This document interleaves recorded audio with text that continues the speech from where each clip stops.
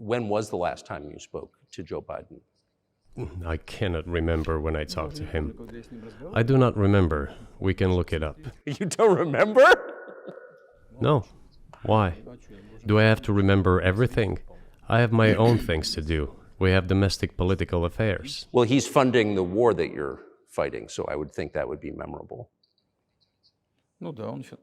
Well, yes, he funds, but I talked to him before the special military operation, of course. And I said to him then, by the way, I will not go into details, I never do, but I said to him then, I believe that you are making a huge mistake of historic proportions by supporting everything that is happening there, in Ukraine, by pushing Russia away. I told him repeatedly, by the way. One of our senior United States senators from the state of New York, Chuck Schumer, said yesterday, I believe, that we have to continue to fund the Ukrainian effort or U.S. soldiers, citizens could wind up fighting there. How do you assess that? Well, if somebody has the desire to send regular troops, that would certainly bring humanity to the brink of very serious global conflict. This is obvious. Do the United States need this? What for? Thousands of miles away from your national territory. Don't you have anything better to do? You have issues on the border, issues with migration, issues with the national debt, more than $33 trillion. You have nothing better to do? Further on, President of Ukraine issued a decree prohibiting negotiations with us. Let him cancel that decree, and that's it. We have never refused negotiations, indeed. We hear all the time, is Russia ready? Yes, we have not refused. It was them who publicly refused. Well, let him cancel his decree and enter into negotiations. We have never refused. And the fact that they obeyed the demand or persuasion of Mr. Johnson, the former Prime Minister of Great Britain, seems ridiculous and very sad to me. I will tell you what we are saying on this matter and what we are conveying to the U.S. leadership. If you really want to stop fighting, you need to stop supplying weapons. It will be over within a few weeks. That's it. Who blew up Nord Stream? You for sure. I was busy that day. Nate, do you have I did not blow up Nord Stream. Thank you, though. You personally may have an alibi, but the CIA has no such alibi. Do you have evidence that NATO or the CIA did it? You know, I won't get into details, but people always say in such cases, look for someone who is interested. But in this case, we should not only look for someone who is interested, but also for someone who has capabilities. Because there may be many people interested, but not all of them are capable of sinking to the bottom of the Baltic Sea and carrying out this explosion. These two components should be connected.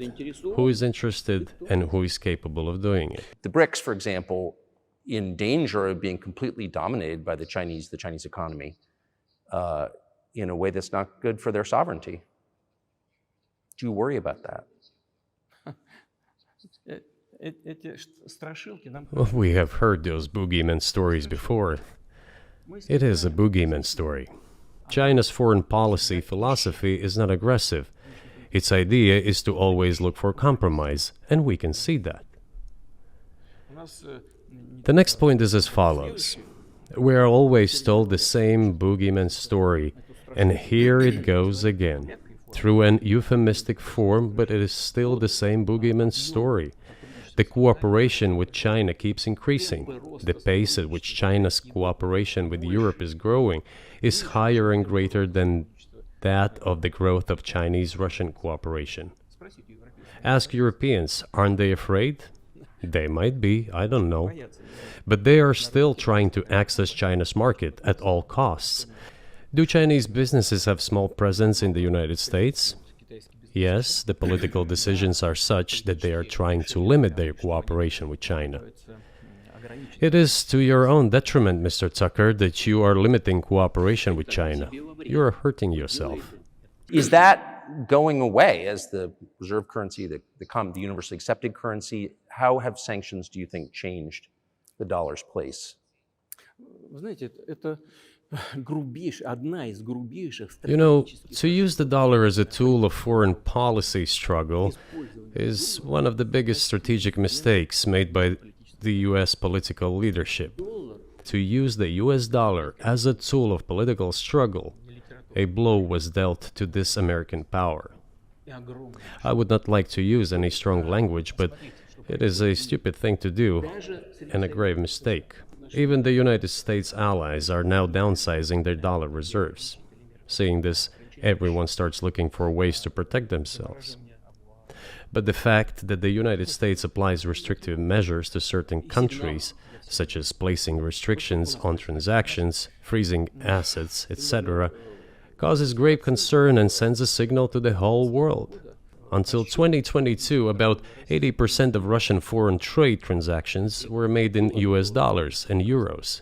US dollars accounted for approximately 50% of our transactions with third countries, while currently it is down to 13%. It wasn't us who banned the use of the US dollar.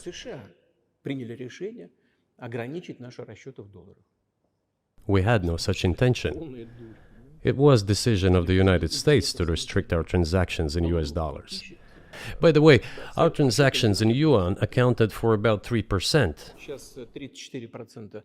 Today, 34% of our transactions are made in rubles and about as much, a little over 34% in yuan.